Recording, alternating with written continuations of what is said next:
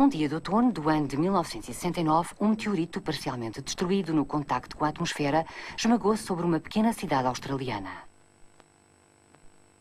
Bang, up went the big boom 5 times, and people didn't know what it was, of course.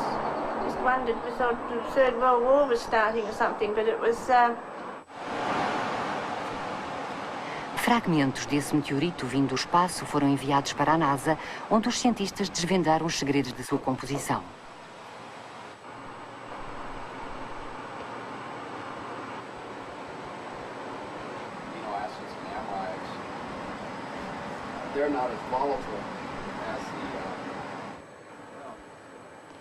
Na altura, a NASA tentava sem êxito encontrar vestígios de vida nas rochas trazidas da Lua. E, de repente, ao analisar este outro pedaço de matéria caída do céu, os investigadores descobriram moléculas biológicas de ácidos aminados. Havia constituintes de matéria viva no espaço. And it also provided us with the very first clear, unambiguous evidence that organic compounds of considerable complexity related to biochemicals had actually been synthesized somewhere else in the solar system by means that are completely natural. This suggests that the hypothesis that organic compounds could have arisen naturally prior to the origin of life is a very good hypothesis.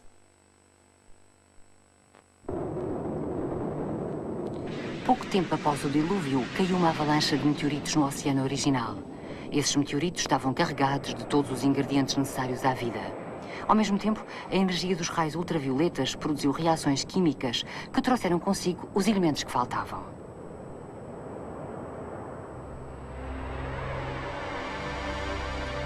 Há 4.500 milhões de anos, um asteroide do tamanho do planeta Marte colidiu com a Terra.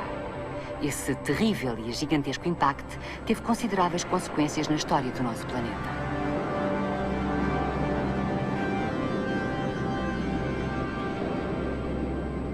O impacto foi tão violento que pulverizou literalmente uma parte da Terra.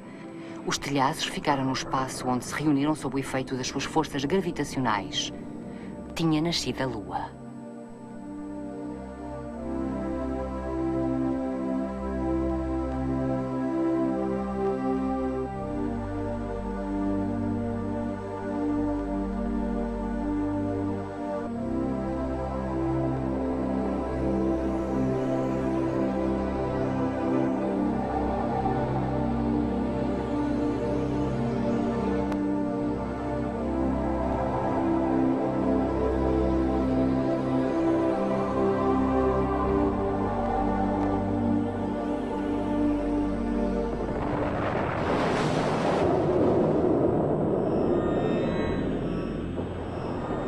O choque deixou também vestígios importantes no fundo do oceano, onde se formaram fiadas de chaminés que cuspiam matéria vinda do centro da Terra.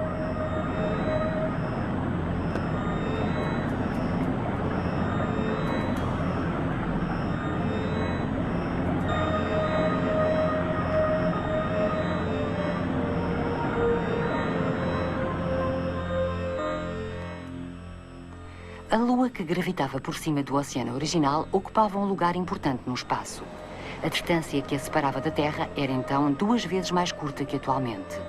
A força da atração exercida por este grande satélite fez com que se levantassem no oceano vagas gigantescas. As marés eram muito mais fortes comparadas com as de hoje, com uma dezena de metros de diferença entre o fluxo e o refluxo.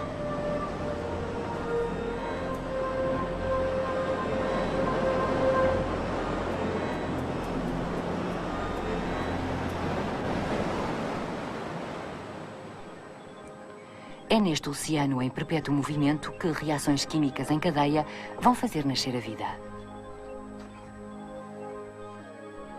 O oceano original continha substâncias atualmente tóxicas para o homem, como o cianeto de hidrogênio ou o cianeto de potássio. Estas moléculas minúsculas, combinando-se com outras, geraram novos compostos químicos e, ao reunirem-se, estes últimos talvez tenham conduzido à criação do ADN, molécula indispensável a qualquer forma de vida. Os elementos existiam, mas isso não passava ainda de matéria inerte. continuava a faltar qualquer coisa para criar a vida. A passagem do mineral ao biológico mantém-se para os cientistas um mistério último.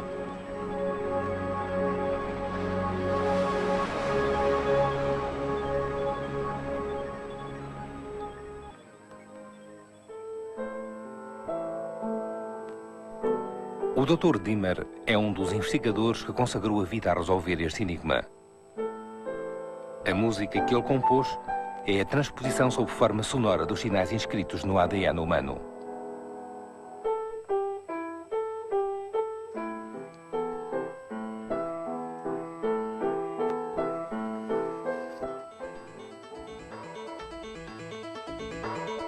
O ADN, ou ácido desoxirribonucleico, está presente sob a forma de uma longa molécula no núcleo de cada uma das nossas células. Contém uma série de 3.000 milhões de elementos que, como letras, se reúnem para formar 100.000 palavras chamadas genes. Se transpusermos esses sinais para uma partitura musical, o código genético parece maravilhosamente harmonizado. Como e onde surgiu o ADN? O Dr. Dimmer pensa que a enorme lua que se ergueu por cima do oceano original é um fator essencial na criação da vida.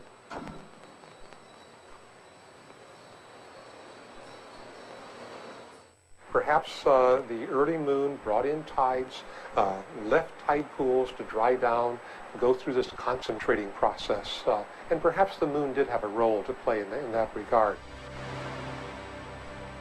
Sabemos que o oceano original transbordava de todos os ingredientes necessários à vida. As vagas quebravam-se nos rochedos, criando um número incalculável de bolhas minúsculas.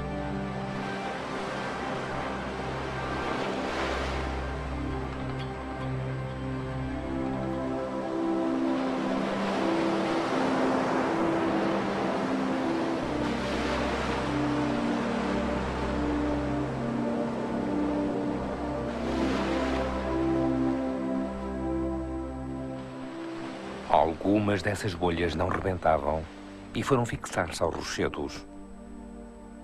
As vagas que rebentam acumulam e concentram os materiais necessários à vida nessas bolhas, protegidas pela sua membrana.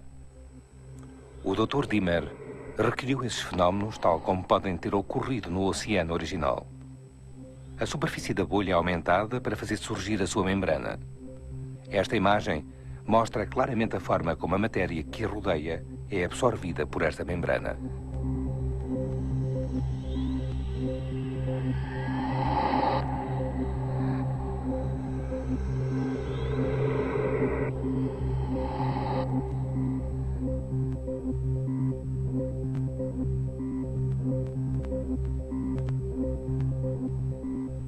Now, in a sense, when we have that little tiny environment, that's like a small reaction chamber, isn't it? If you don't have that environment enclosing these other molecules, they would simply wander away and be very dilute and unable to interact. So what we've got in a closed volume is a reaction chamber where everything is in the same space. No interior deste pequeno espaço, os elementos não param de combinar-se de todas as formas possíveis. E foi assim que um belo dia elas formaram o ADN. É a hipótese imaginada pelo Dr. Dimmer.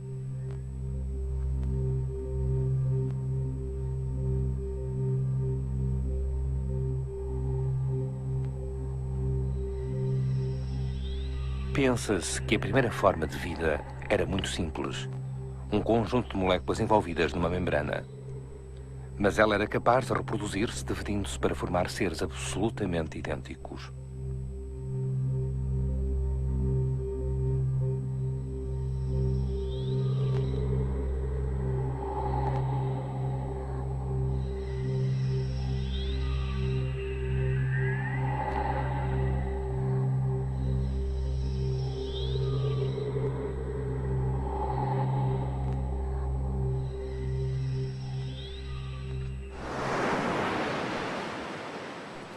Há 3.800 milhões de anos, a vida desenvolveu-se sob o olhar de uma lua gigante.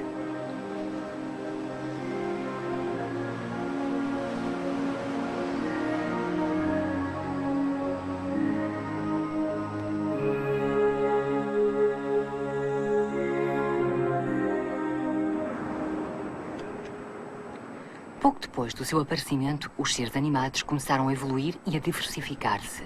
Atualmente, certas formas de vida iniciais continuam a existir no fundo dos oceanos.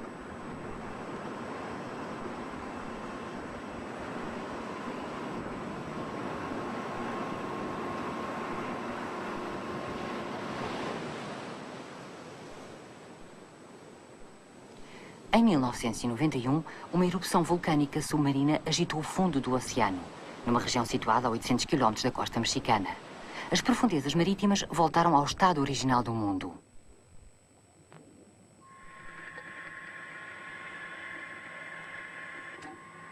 Desde essa erupção que os cientistas observam sem cessar o fundo do mar.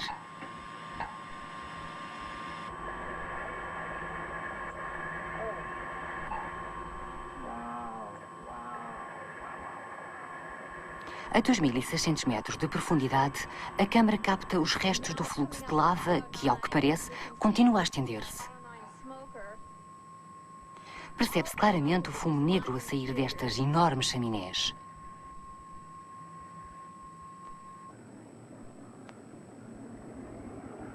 Este fumo contém uma grande quantidade de sulfureto de hidrogênio produzido pelas reações da água do mar com a lava. O mar teria talvez este aspecto quando a vida surgiu.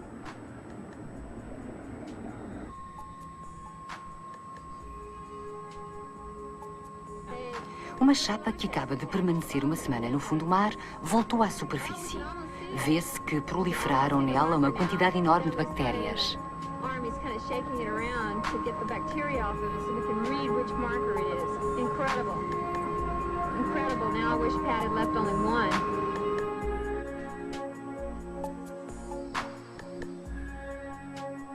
Os grandes fundos que durante muito tempo pensámos não terem vida, transbordam na realidade de bactérias e a sua capacidade de reprodução ultrapassa largamente aquilo que os cientistas esperavam.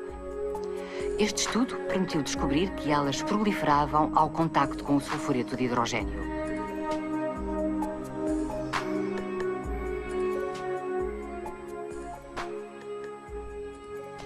Pensa-se atualmente que as bactérias alimentadas com o sulfureto de hidrogênio foram os primeiros organismos vivos.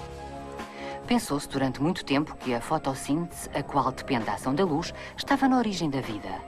Sabemos agora que essas bactérias conseguiram, sem luz, a partir de um mineral inerte, gerar a sua própria energia e depois prosperar. Este prodígio chama-se quimiossíntese.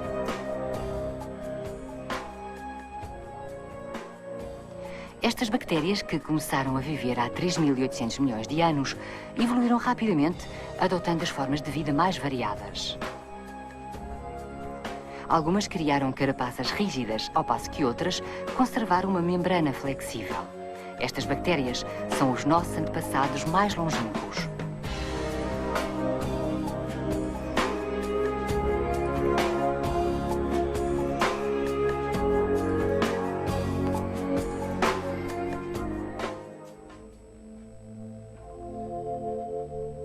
A Terra tem 4.600 milhões de anos. Atualmente está envolvida por uma atmosfera rica em oxigênio. No começo, o oxigênio não estava presente na atmosfera.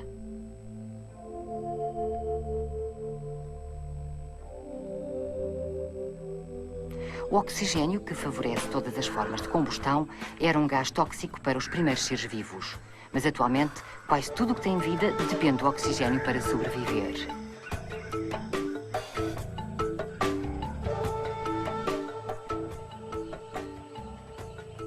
A Terra tem hoje entre 10 e 30 milhões de espécies de seres vivos, dos quais apenas 1,5 milhão estão descritos.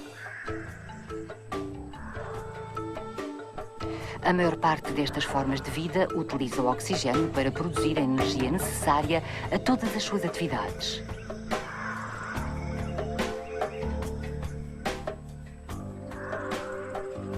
No entanto, o oxigênio era mortal para as primeiras bactérias surgidas no oceano original. Como foi que um gás inicialmente tóxico se tornou indispensável? Quando e de que forma se deu uma tal mudança?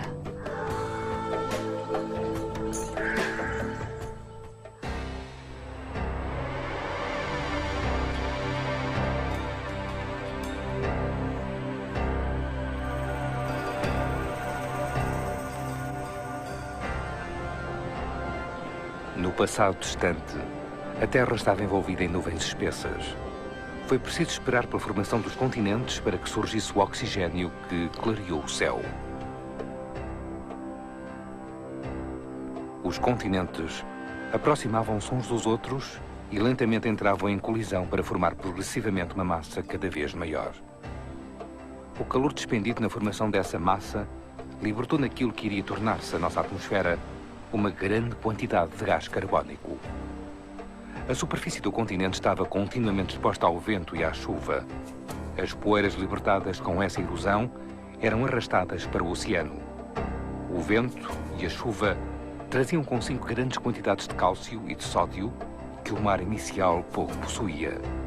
Esses elementos começaram a absorver o gás carbónico.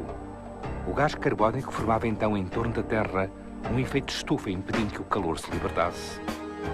A absorção desse gás carbónico diminuiu o efeito de estufa e o planeta arrefeceu. Simultaneamente, as espessas nuvens dissiparam-se e a luz solar começou a iluminar diretamente o mar. Esta alteração do meio vai rapidamente desempenhar um papel considerável na atividade da vida.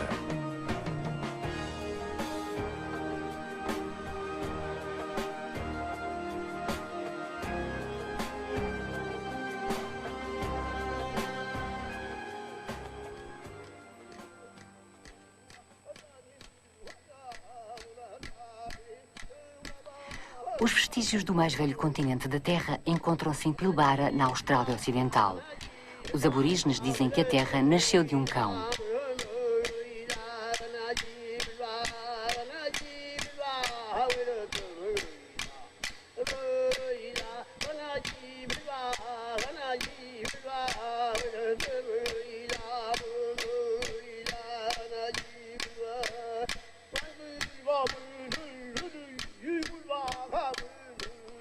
Jingo, o cão mítico, pôs um dia a cantar. A terra ergueu-se, as serpentes e os cangurus apareceram. Toda a criação voltará à terra sob a forma de pedras.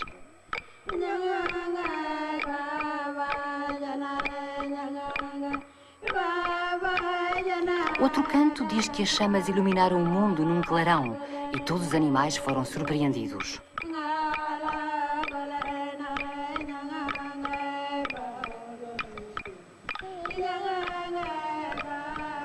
Há 3.500 milhões de anos, esta região formava o fundo de um mar pouco profundo.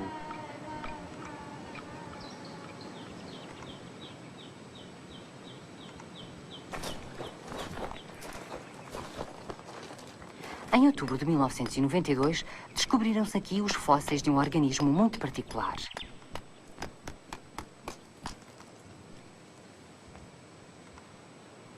This contains the microfossils, which are the order of 3,460 million years old. Very, very old.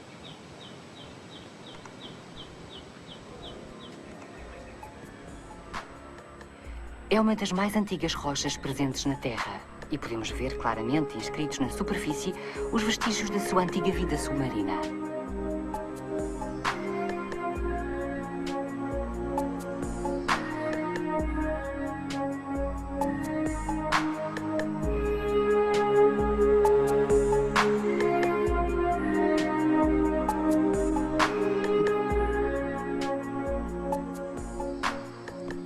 Foi nestas rochas que se encontraram os fósseis de um micro-organismo com apenas 1/100º de milímetro, datando de há 3.500 milhões de anos. A partir das análises da rocha envolvente, pôde provar-se que esta vida ínfima pertencia ao grupo das cianobactérias. Estas últimas são capazes de controlar a fotossíntese, isto é, de utilizar a luz para se alimentarem, libertando o oxigênio separado do carbono. Estas bactérias estão ligadas como as pérolas de um colar.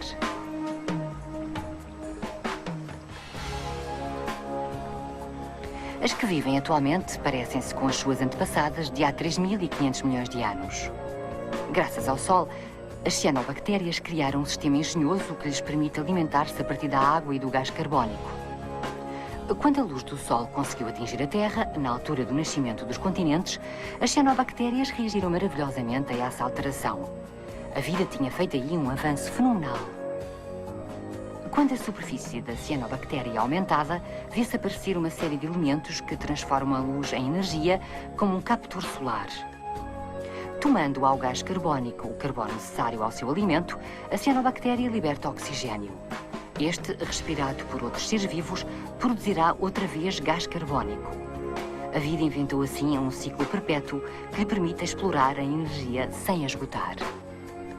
Há cerca de 2.700 milhões de anos, os mares interiores formaram-se nas depressões dos continentes.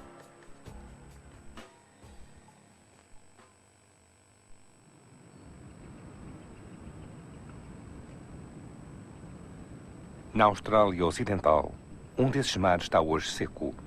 Na vertente de uma montanha, exposta à luz, estende-se uma camada de terra negra sem limites. A composição desta terra negra foi estudada pelos investigadores do Instituto Universitário Oceanográfico de Tóquio.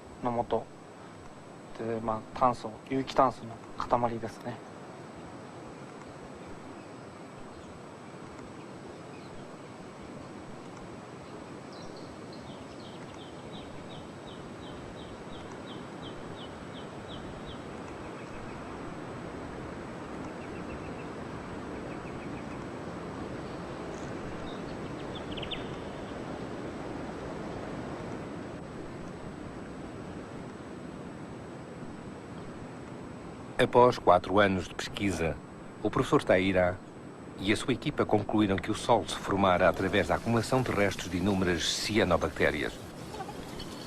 Esta camada tem 40 metros de espessura. Há mais de 3.000 milhões de anos havia aqui um viver incrível de cianobactérias. 私が立ってる面っていうのはこれは昔の実はこの地層の面あるわけですけど、これは海底の面なわけですね。その海底の面はずーっと向こうに地層の広がりが見えますけれども、水平に乗ってる地層はずっとこれと同じ地層面がずっと続いてるわけです。この一帯ですなわちここの海底面は当時シアノバクテリア、それがこの一帯全域に今広がっていたと。そのことはこの海っていうのは決してその死の海ではなくて、非常に生命に満ち溢れたそういう活動的な海だったという、そしてその海底を我々今見ている。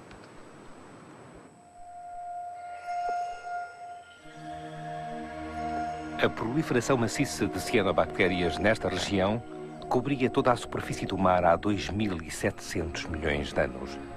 Foi a primeira explosão demográfica no nosso planeta.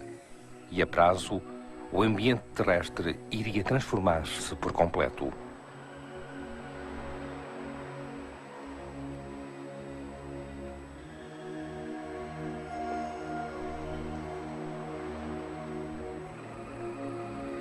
Encontramo-nos em Hamlin Pool, a ocidente dos vestígios do antigo continente de Pilbara. Aqui proliferam ainda as cianobactérias que viviam no mar primitivo.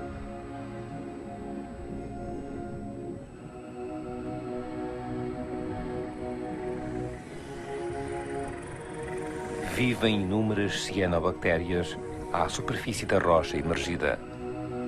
Quando nos aproximamos do rochedo, vêem-se perfeitamente bolhas de oxigênio. As cianobactérias expulsam para o mar o oxigênio, produto derivado da fotossíntese.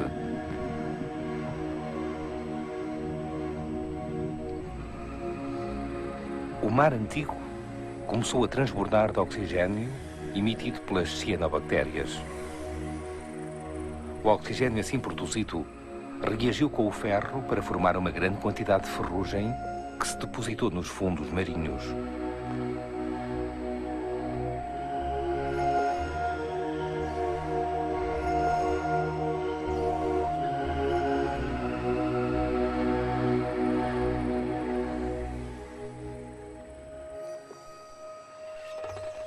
A cor ferrugem da terra Pilbara deve-se à grande acumulação de ferro oxidado que se produziu nesta época. A maior parte dos depósitos ferrosos conhecidos no mundo atual são produto da reação entre o oxigênio emitido pelas cianobactérias e as partículas de ferro outrora acumuladas no fundo do mar. Pouco a pouco, os continentes em plena expansão e as cianobactérias produtoras de oxigênio conjugaram a sua ação para transformar o nosso mundo. O nosso planeta de céu laranja, que gravitava então em torno do Sol, tornou-se no planeta azul que atualmente habitamos.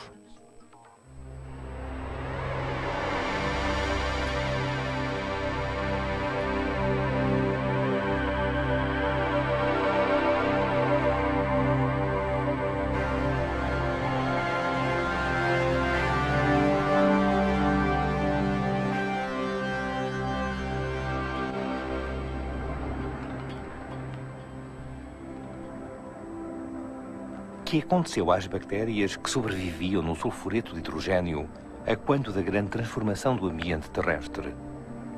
Iremos ver que a sua sorte está intimamente ligada ao aparecimento do homem.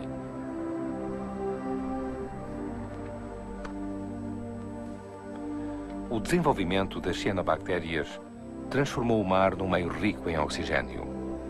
Mas este era um gás altamente tóxico para as bactérias do antigo mar, viviam de sulfureto de hidrogênio. Estas partículas negras que se deslocam em círculo representam a forma mais antiga de vida.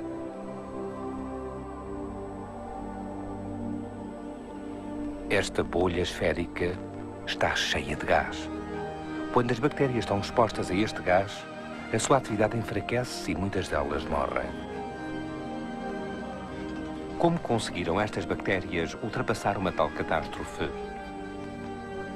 As bactérias de membrana mole adotaram uma estratégia de sobrevivência que consiste simplesmente em se afastarem o mais possível das fontes de oxigênio.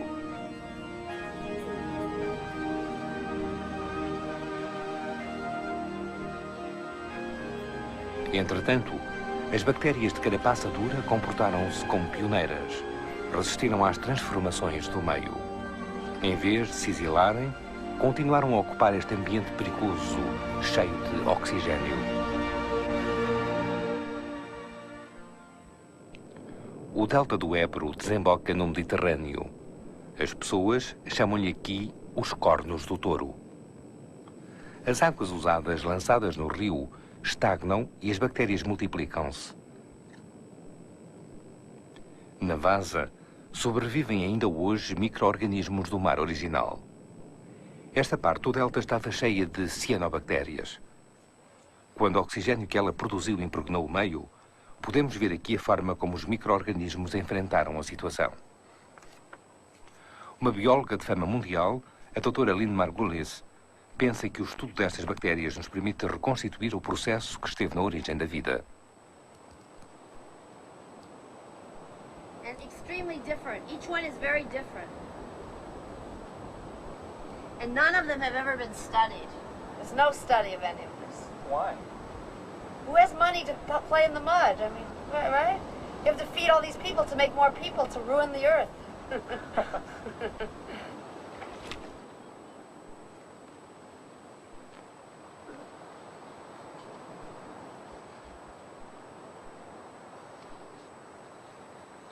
A camada verde é composta por cianobactérias. Abaixo, a camada escura mais espessa é constituída por uma colónia de bactérias que se alimenta de sulfureto de hidrogênio. Aqui, neste depósito negro com vários centímetros de espessura, vivem as bactérias que existiam nos mares antigos. When animals go extinct, they're gone, they're finished. But when bacteria change, they keep the old ones and add the new ones.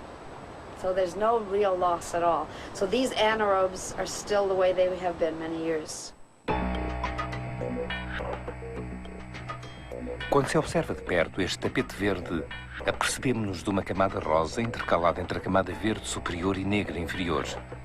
Encontra-se, portanto, entre as cianobactérias que produzem oxigênio e os organismos que se alimentam de sulfureto de hidrogênio. A doutora Margulis interessa-se muito em especial por esta camada rosa. Nesta camada, ela descobriu bactérias com um comportamento estranho. O longo filamento verde ao centro do ecrã é uma cianobactéria. As pequenas bactérias que a rodeiam não parecem preparadas para resistir ao oxigênio.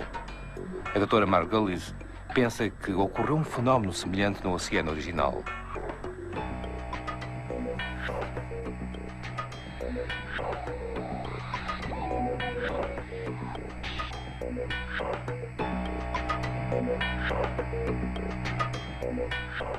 Termite mounds are made of what? They're made of the excrement, the fecal material by termites.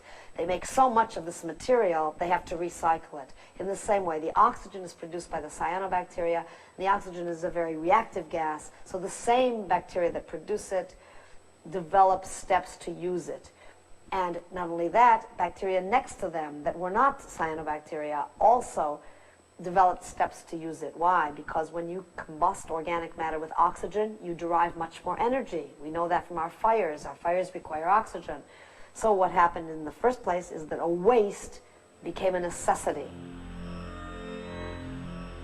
Entre as primeiras bactérias que mergulharam decididamente neste meio rico em oxigênio, algumas, após várias tentativas, conseguiram adaptar-se. Aprenderam a utilizar o oxigênio, que para elas era um veneno. Utilizar o oxigênio em vez do sulfureto de hidrogênio multiplica por 20 a produção de energia. Resultado: a capacidade de ação aumenta significativamente. Graças à formidável energia fornecida pelo oxigênio, surgiram ferozes bactérias carnívoras. Vibrio, the small ones were killing the large ones, and this is what we're seeing now. The Vibrios are somehow attracted or by accident bump into the large ones. Como se pode observar, estas pequenas bactérias agitadas e agressivas atacam organismos maiores do que elas. Rasgando-lhes as membranas, introduzem-se nas células e devoram os genes. Foi a enorme quantidade de matéria e de energia fornecidas pelo oxigênio que criou estas bactérias vorazes.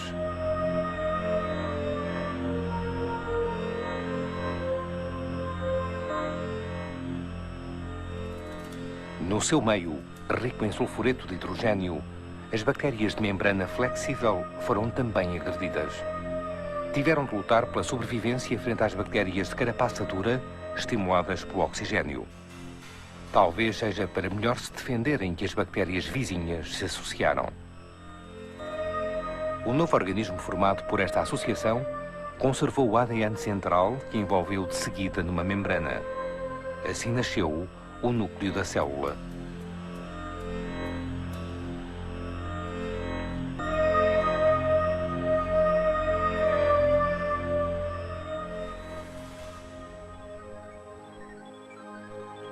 A Terra, no seu ambiente rico em oxigênio, criou assim dois organismos de características distintas. O primeiro utiliza o oxigênio para produzir uma energia formidável. Este procedimento permite reciclar os dejetos e, desse modo, economizar energia. Esta bactéria torna-se numa fábrica viva de energia.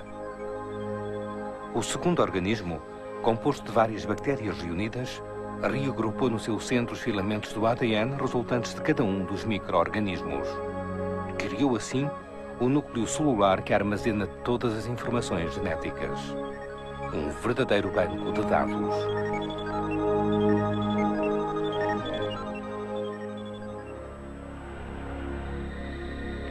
Formaram-se meios de vida muito variados no nosso planeta. Atualmente existem na Terra mais de 30 milhões de espécies de bactérias, de plantas e de animais.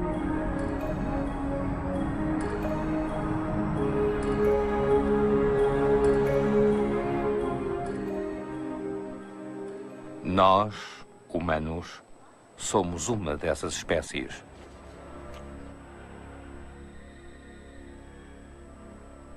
O nosso corpo é constituído a partir do mesmo sistema celular que as outras formas de vida.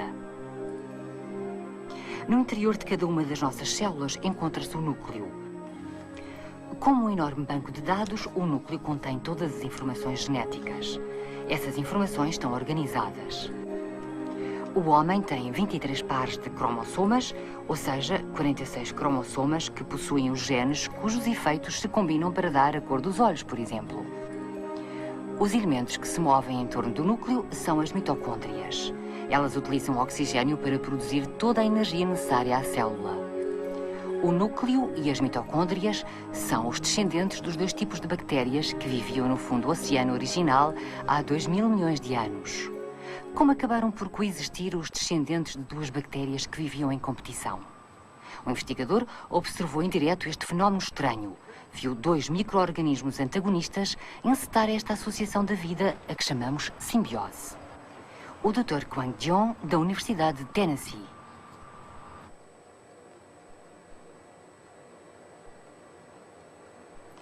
A história remonta a 1969. O Dr. Jeong estudava a ecologia das amibas. Ele tinha recolhido estes organismos unicelulares em diferentes lagos. Um dia, a maior parte das amibas que cultivava foi infestada por bactérias tóxicas. Começaram a morrer. Quando extraía uma a uma as amibas mortas, descobriu um fenómeno curioso. Apesar de infestada, uma das amibas conseguiu sobreviver.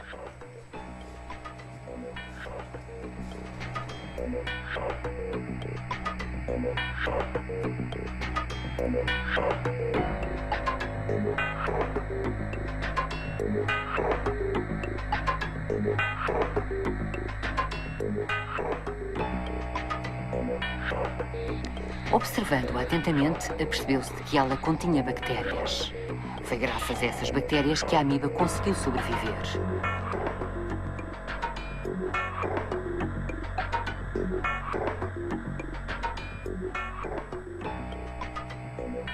O Dr. Jeong decidiu tentar uma experiência. Extraiu as bactérias que viviam dentro da amiba.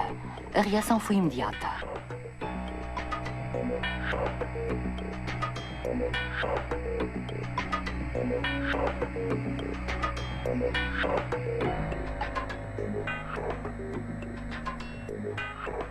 Assim que elas foram extraídas, a amiba perdeu a sua energia e morreu.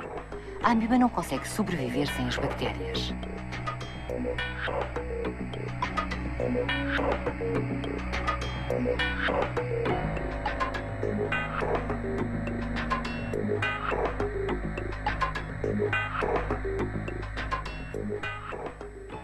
The bacteria's dependence on amoeba.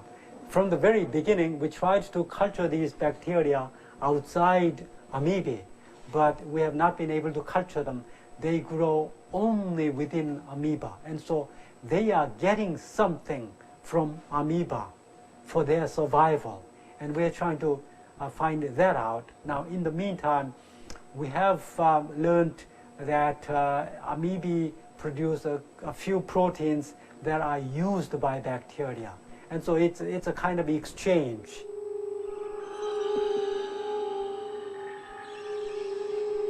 Produziu sem dúvida no oceano original um fenómeno semelhante ao observado pelo Dr. Jeong. Há 2.000 milhões de anos, certas bactérias simples foram engolidas por outras bactérias dotadas de núcleo. A simbiose daí resultante poderia estar na origem das células que compõem o nosso corpo.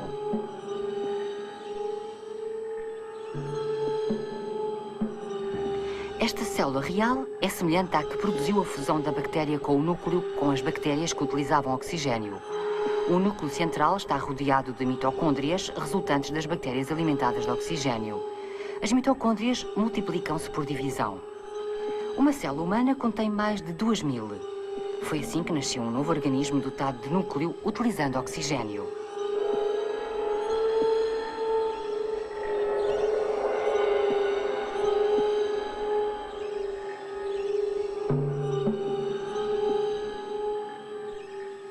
That is, all life on Earth that is not bacteria is product of symbiogenesis. What does that mean? It means that very different sorts of organisms came together to make a new kind of being. Now, people who work with computers know this very well. You don't start all over making the modem. You don't start all over making the hard disk. You recombine already refined parts that were already developed by others, and then you get something genuinely new. People call that sometimes synergism, something very new, the product of different kinds of parts. As células são microcosmos em contínua expansão. A nossa própria existência é a imagem desse microcosmo.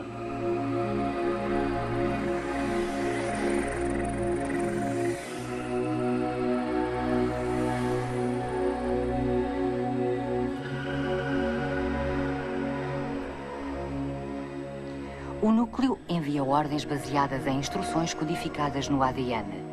Para permitir a sua boa execução, as mitocôndrias produzem a energia necessária à célula. Estes dois micro-organismos, ao preencherem cada um a sua função, permitem todas as atividades dos animais e das plantas. Com a energia fornecida pelas mitocôndrias, a célula pode desenvolver-se, diversificar-se e reagir às transformações do meio.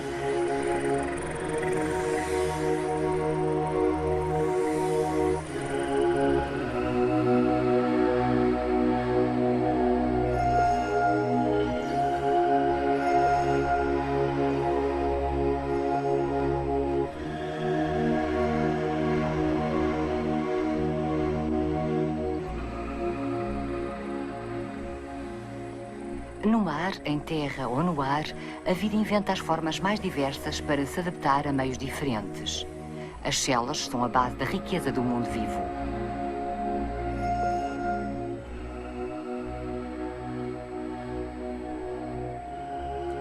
As células formadas a partir dos micro-organismos primitivos compõem os organismos das plantas e dos animais, incluindo o homem. O nosso planeta Vida é único em todo o cosmos, onde os seres vivos coexistem e coabitam.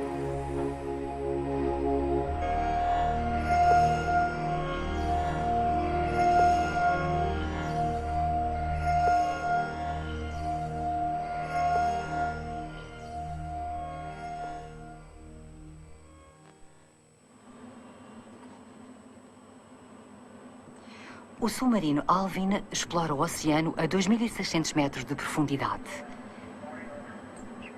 De repente, revela-se um espetáculo extraordinário aos olhos dos investigadores. Em 1991, 4 anos apenas depois da erupção vulcânica que agitou e desertificou estes fundos marinhos, já se desenvolveram aqui organismos.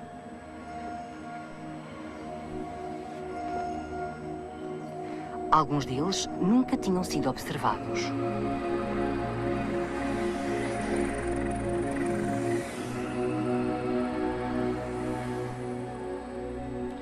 Outra surpresa para os cientistas. Já se criaram relações entre estes organismos, entre os quais se encontram bactérias. Mesmo no fundo do oceano, a 2.600 metros de profundidade, foi o sistema da simbiose que se impôs. Os biólogos deram o nome de Gênese a este extraordinário oásis de vida na obscuridade dos abismos.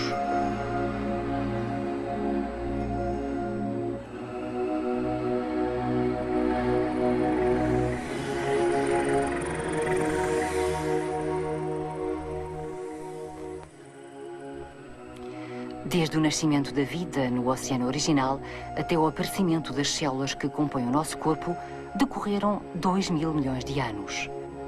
Um longo período de evolução durante o qual os micro-organismos inventaram e impuseram o princípio fundamental da coexistência. No nosso próximo episódio, veremos como a vida se diversificou. Há 530 milhões de anos, muito antes do aparecimento dos dinossauros, viviam no fundo do mar seres vivos extraordinários.